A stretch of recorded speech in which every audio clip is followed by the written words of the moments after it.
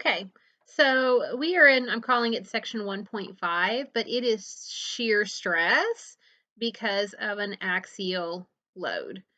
So again, we have an axial load. It's acting, it's like a normal force load. It's acting through the axis, through the longitudinal axis, perpendicular to the plane. And as we're pulling here, we can see we've got two plates bolted to another plate. So there's going to be shear stress that's coming across these bolts.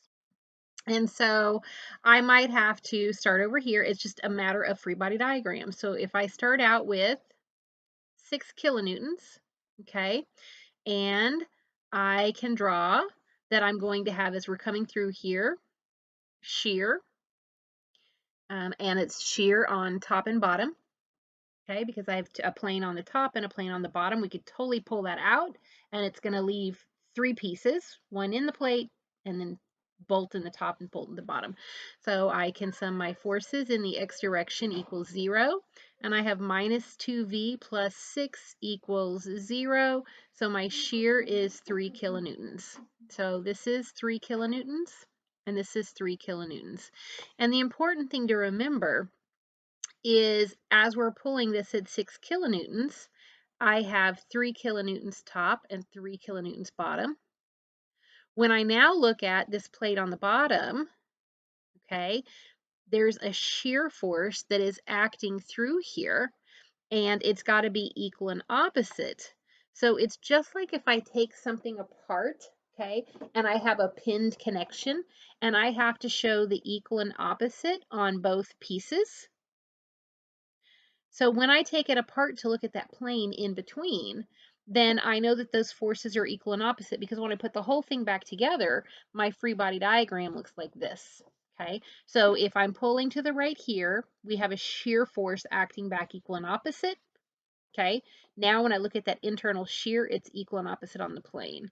So if this is pushing in at 5 kilonewtons, then I can see that this piece right here, okay, would have 2 kilonewtons, okay, and down here we could look at the equilibrium, and anyways, so this would be 3 kilonewtons. Here, let's look at the same thing. If I have 10 kilonewtons pulling out, okay, then my shear, top and bottom, that's in double shear, top and bottom, 5 kilonewtons, 5 kilonewtons. If I have 8 kilonewtons pushing in, my shear is going in this direction, 4 kilonewtons and 4 kilonewtons. Okay, so now if I look at this middle, I have 4 kilonewtons pushing in. Equal and opposite says if it's 5 going this way, I have to have 5 kilonewtons in that direction. Equal and opposite says I have 4 kilonewtons going in that direction, and that's how we know what's being transferred through to post B. So it's just a matter of being able to draw your free body diagrams, and being able to just understand that we're just taking everything apart, okay? So we're going to just continue because this is a very short video, and let's start with this one. Okay, determine the average shear stress. So that tells me it's shear in pin A. Well, usually a pin is going to be in shear. A horizontal force of 40 kilonewtons is applied to joint C. The pin at A has a diameter, so my diameter is 25 millimeters. And again, I'm going to go ahead and call that 0.025 meters, and is subjected to double shear. So I'm looking at shear stress, which is tau.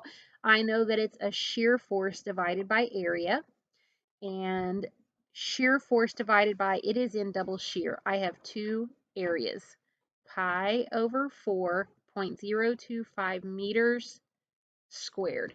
Okay, so I have this much done. This seems like out of focus. Let me see if I can get it to focus without messing up the whole thing. We'll press that button and see what happens. I think it's just the way the lighting is in here. Anyways, here's my area.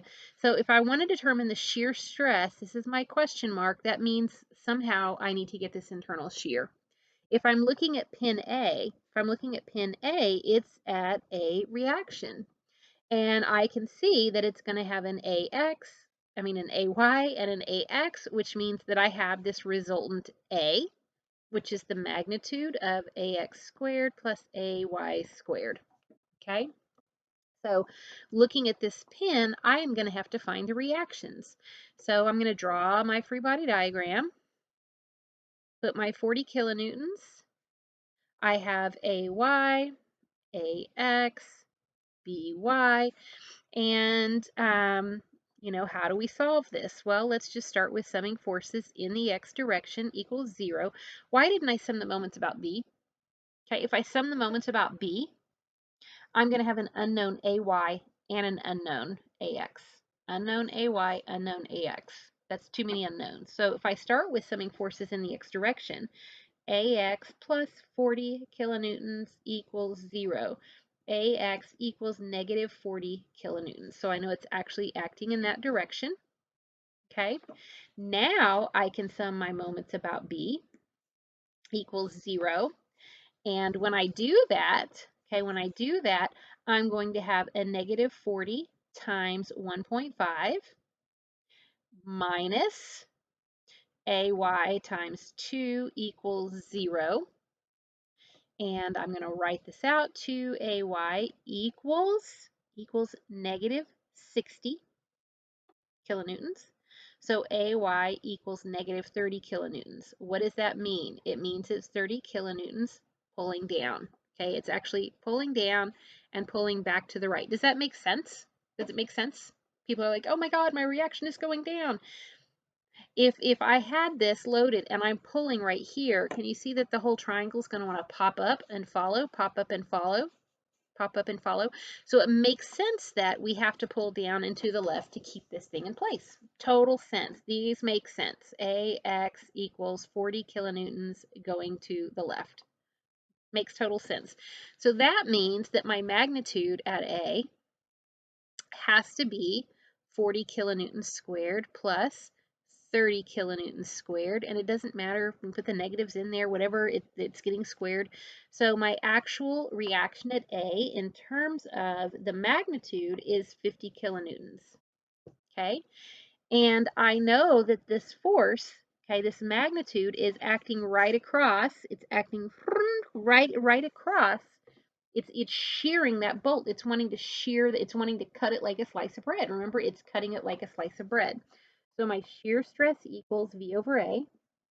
And I got that I have 50 kilonewtons. So I'm weird again. 50 times 10 to the third newtons divided by double shear, pi over 4, 0.025 meters.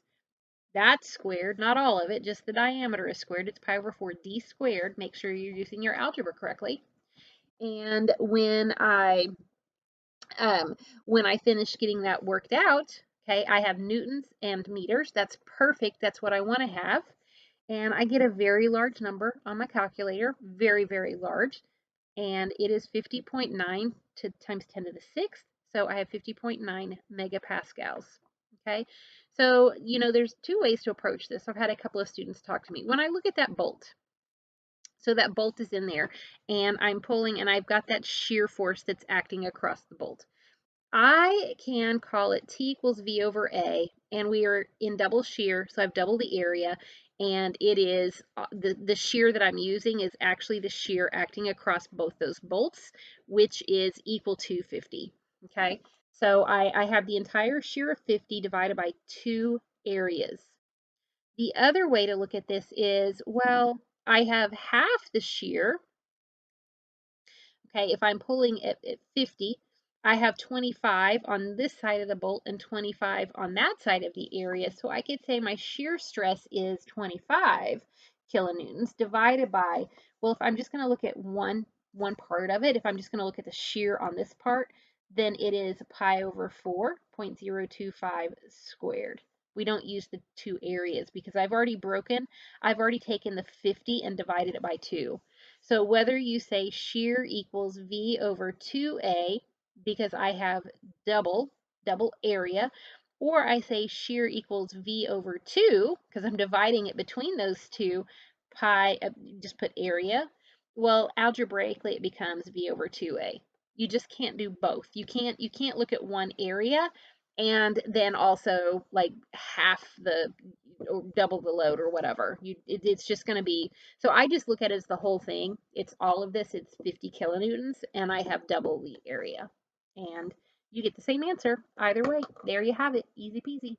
Again, this is a shear force coming from, it's shear, it's parallel to that plane. It's a shear force coming from a normally an axial load.